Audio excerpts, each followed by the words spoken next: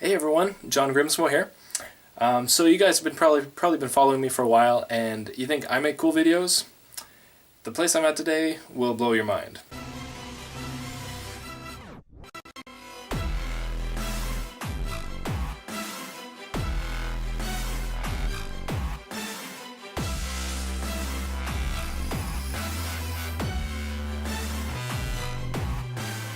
I'm at Edge Factor Studios right now with the owner Jeremy Bout, and this is where they do all the editing.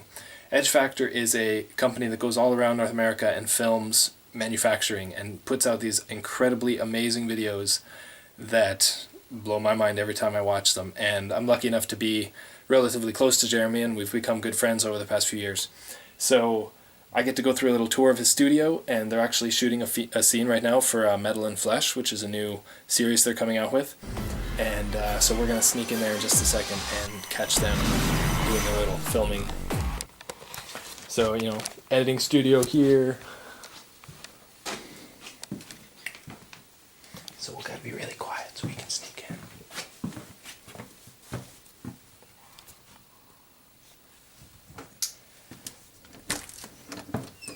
So post-commercial bug, Metal and Flesh, you're on the way to Arapahoe Basin with Mike and Keith. Okay. So roll cameras. Rolling. And 3, 2, 1, action! This was kind of surreal, seeing these guys, in the vehicle chitter-chattering. They were really excited about the situation. This is the first time this leg was going to see deep powder. This was a big deal. And cut. Cut. I think it was good. Do you want to take once more for safety? Yeah, because I don't like the word chitter-chatter. Alright. Okay. Roll cameras. And Rolling. 3, 2, 1, action! So these guys, we were on the way to use this leg for the first time. This is really, really exciting, and there was kind of this emotional charge in the car. You could really feel them getting into it. It was pretty awesome. Cut. Cut. And I think that was a little okay. Yeah? Yeah, Okay. loved it. Awesome. So the next one is the guys have just come down from the hill, and you're excited and you're stoked that they've had their victory moment. Okay. Okay. Sorry, is this a scene where we were at Arapahoe, or is this when they are actually deep powder just got back? Like, this is the final climactic moment. This one is the final climactic moment. Okay, alright. Okay, roll cameras. We're rolling. And 3, 2, 1, action! Yeah, it was kind of emotional. For Keith, he had lost his leg in honor of his country, really. He had given part of his body for his country, and he thought that he was going to lose a piece of his identity. Snowboarding was such a big part of who he was, and now to see him just loving this moment, something he had thought he had lost, had it back. And, that meant a lot to me, and certainly it's one of those moments that will stick with me for a long time. Cut. How's it going, buddy? Yeah, awesome. Good. Really good. I was watching your Gnarly Metal on YouTube or something like Pink Bike, I think it was. Yeah, like 2 or 3 years ago, back when I was just really getting into CNC manufacturing, and I'm like, oh, who is this guy? This video's awesome. And then I find out he lives like 25 minutes away from me. Yeah, even if less, that. I think, yeah. And so I send him an email, and I hear back right away. And, so ever since we've hung out every now and then and chatted and try to get together when we can. Yeah, absolutely. And I really admire everything that you're doing. So how about you explain to my guys what it is you're trying to accomplish, sure, and what you want them to see. And sure, absolutely. So, when I came out of high school, didn't know what I wanted to do for a living, but I had an opportunity, summer job, program run 5-axis machine, Mm-hmm. and awesome. so kind of expanded my horizon. And so running 5-axis for me introduced me into medical, automotive. We made cutting tools, and if you watch your show, they understand that a cutting tool could be used in many different ways. Right. For me, it was the thing that really opened my eyes to the diversity of manufacturing. So always involved in music and the arts, and got into marketing for the company I worked for, and about 10, 12 years later, really started to hone this side of my persona, the film side. And so I didn't leave manufacturing entirely, but certainly was dabbling more in the film side of things. And my old boss was so good to me, let me keep my old desk for years. I still have a desk at my old Nice. manufacturing job. He's a pretty cool guy. But that was what Edge Factor for me was about. I wanted to tell the stories of my colleagues, people that I felt redefined what was possible. We used the term of Edge Factor, push back the edge. They were so creative and yet I thought not often valued by people, and they would not even know how to describe to somebody why what they did was important. It's such a hidden industry. It is. It is. Before I got into it, I never really heard of it. Yeah. The whole machining, manufacturing side of things. Yeah, and so within it, there's so many amazing stories that you're telling. Well, and that's what I love about what I get to do now. So Edge Factor, that was the idea. I wanted to tell stories of my colleagues first, and we have a fly. My studio is out in the middle of the sticks, and that's one of the that is one of the awesome perks, right? Yeah. So anyway, we get to tell stories of extraordinary people. It's been a really fun ride.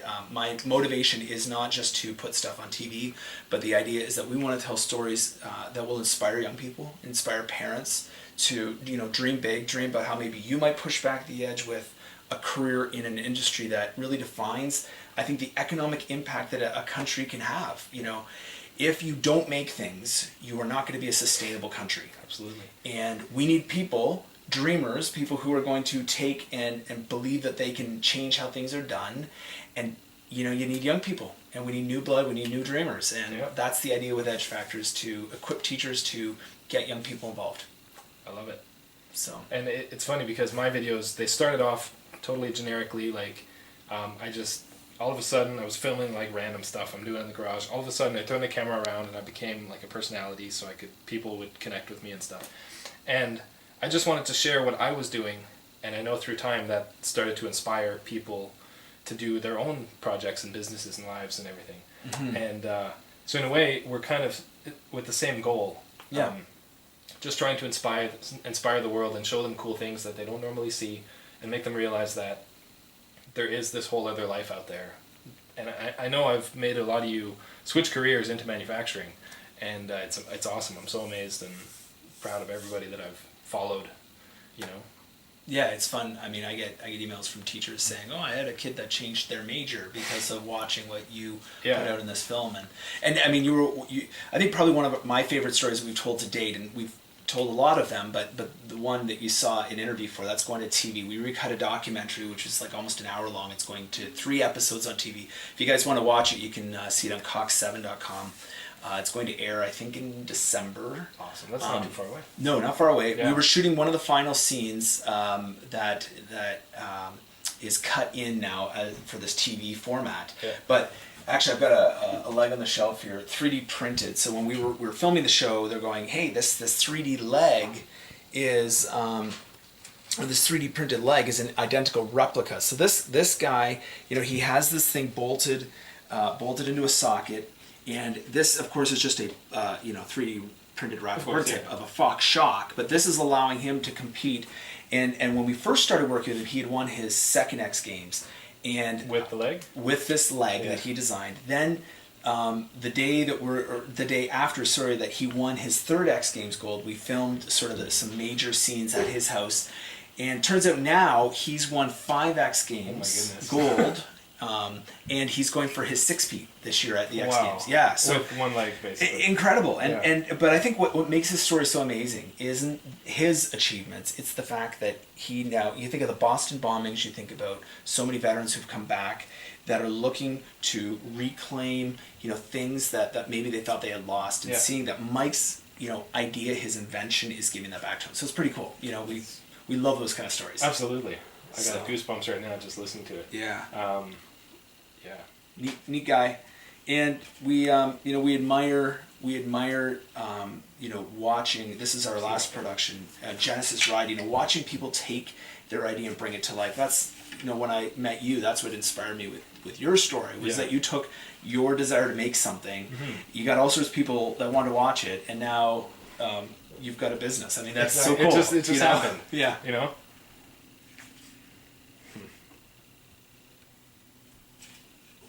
There's this dying to say cut. I could just see her. She's just going, cut. When I first released our, I'm trying to remember, I think it was Chili and Mine sure. No, it wasn't actually. It was the jet boat. The jet boat. I haven't seen the jet boat one. I've seen Okay, the so Chilean Money. okay, so that's on. Actually, you can watch the you can watch that on Cox 7. That's already Okay. aired. It's already aired. Nice. But so somebody from NASA came to me and said, "Hey, our machine shop actually at JPL, which is building the Mars rover, our guys love your show." And to me, that was like, wow, Yeah. you know, that's pretty cool, right? And so they invited me to come see the Mars rover as they were building it. And this is the one that's right now the most current version on Mars. And at the time, it had not deployed, so we didn't know much about it. Right. So doing my research, thinking about doing a Mars rover story, and I met the team in Minnesota. So when we told the Mike Schultz story, and I met Mike Schultz for the first time, he was telling me that he didn't have a great place to have his leg machined. He doesn't do it himself. Right. He has a small machine shop. He does a little bit in-house. So I brought him to meet the Andrew Toole guys. And so Andrew Toole builds this leg now, some of the frames and different components on it.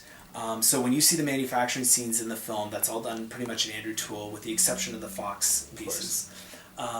But I visited them now about 2 months ago, and just seeing, in fact, I did a virtual class trip for students who want to learn more about, you know, aerospace and some of the technology that they have there, because they were showing me, we were focusing specifically on tolerances. Mm-hmm. When you are building things for like satellites. And they were working in the millions. Goodness. And you know, you think about a human hair as probably about 3,000. Yeah. I pulled one of mine out, Yep. stuck it on with the scope. We measured it was about 2,500. Nice. And they were telling me I was thinning already. but the guy who was telling me I was bald. So you know. So anyway, the human hair 2,500. If you split that 10 times, you're in the tens. Yeah. And then you split that another 10 times, and you are starting to get the millions. I mean, this is how tiny these are, and you know, they're showing me all different pieces of technology they're building. Just really sophisticated, 5-axis work. You know, just beautiful, beautiful stuff. And a lot of that footage, all of that footage is in. So a lot of the scenes that we shot of this leg is in there. That machine shop tour is part of an academic product that we push out with ED Factory. Right, right. So. Give schools, you know, a lot of schools can't bring their students into super high-end shops. They wouldn't have access to them. But we get permission from people to take people on virtual class trips. So, Yeah. And it's amazing what you get when you just ask or know the right people, yeah. or even just show content publicly online, and then people start following, and they're like, hey, come on over. Yeah. You know? Yeah, no, it's a small world too. Absolutely, it really Doing is. that. Yeah, in chatting, we've known some of the same people Yeah. completely separately, you know, like. Yeah, no, It's it's really weird. it is bizarre. And the more time we do what we do, you know, the more we're realizing that. And, you know, that can work both ways, right? If you have a good reputation, that's a good thing. If you have a bad Absolutely, reputation, yeah. it can go that way as well. Yeah, I think we're both fortunate. And Yeah. we're nice guys, and you know, Yeah. trying to do the best we can. Yeah, but like... yeah, this is amazing. Okay, so the clip, Jeremy's going to let us show a sneak peek of the Metal and Flesh. We call it the Metal and Flesh sneak peek, actually. So there you go. There we Good go. terminology. All right. So we get a sliver of that, and then to see the full episode, they go to their YouTube channel, subscribe to them, follow them, because they're starting to pump out some really cool content that I know you guys are going to love. So. And that scene is going to span, I think, about 8 states. We shot this, and some in Whistler as well. Oh, so you go all over the place. We did. Well, that one we was a document. It was a full-on hour-long documentary. Yeah. So it was shot all over the place. That's So yeah. Awesome. Thank you. I think that'll about do it for now. Awesome. Excellent. That's good. I'm so trained to walk off set. Whenever you shake hands, you walk it.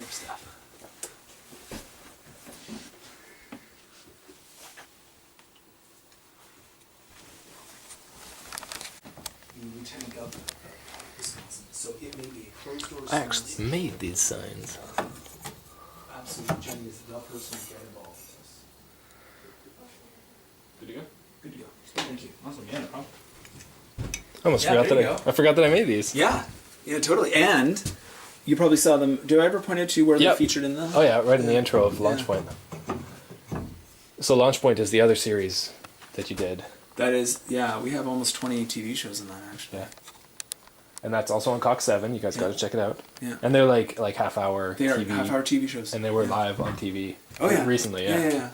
Yeah, in fact, we just got word that the first 2 episodes from Edge Factor was equivalent to an ESPN football show for them. No because way. Cox, yeah, so the ratings were fantastic for us. That's amazing. Yeah, and the hope is actually that this is the beginning. We do have plans to put this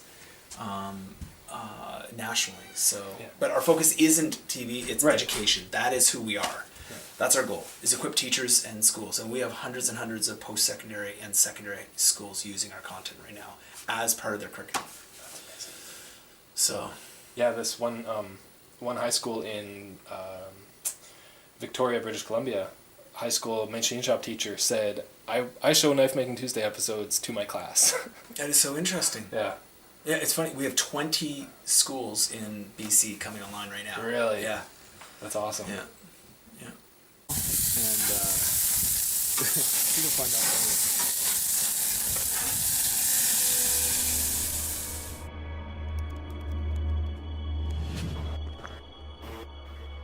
I was racing semi-pro. I bumped up to the pro class and had some great success racing with the best guys in the world. So things were going excellent until December 2008.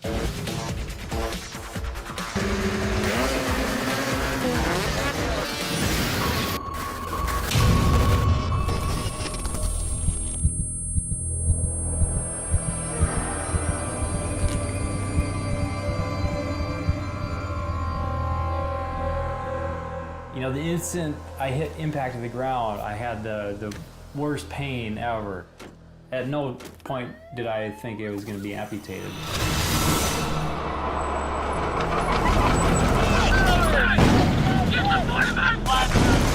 I was an engineer in the 244th Engineer Battalion with the United States Army. I was acting as rear security, and we came under attack. We got ambushed, and I was hit with an RPG.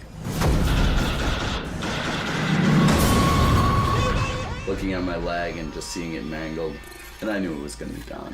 And I just remember thinking, well, I guess I won't snowboard anymore.